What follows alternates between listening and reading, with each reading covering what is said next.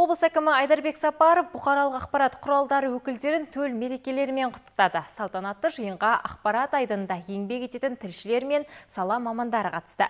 Өңір жетекшісі өлкеміздің тыныс тіршілігі жайлы халыққа шұғыл әрі сапалы ақпарат таратып, халық пен билік арасын жалғап жүрген бір топ журналисті марапаттады.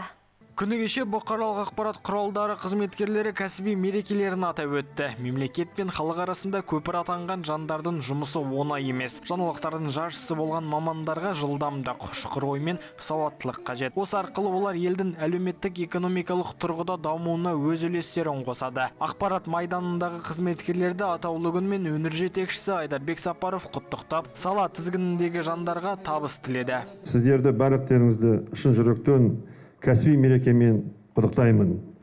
Бұл үлкен мереке, шынында да журналистің жұмысы оңай жұмыс емес. Сіздер әрқашанда алдың қатарда жүресіздер, суық ыстыққа қарамайсыңдар. Жалғыз жақсы ғана жаңалық емес, бүкіл проблемаларды қозғайсыздар. Мен әр жаңалықты оқып отырам. Ол маған жұмысқа үлкен көмек. Уақытында тез шешім қабылдауға. Біздің алдымызда үлкен жұмыстар тұр. Облыстың дамуына үлкен үлес қоса беріңіздер. Құттықтау сөзден кейін саладағы үздіктер марапатталды.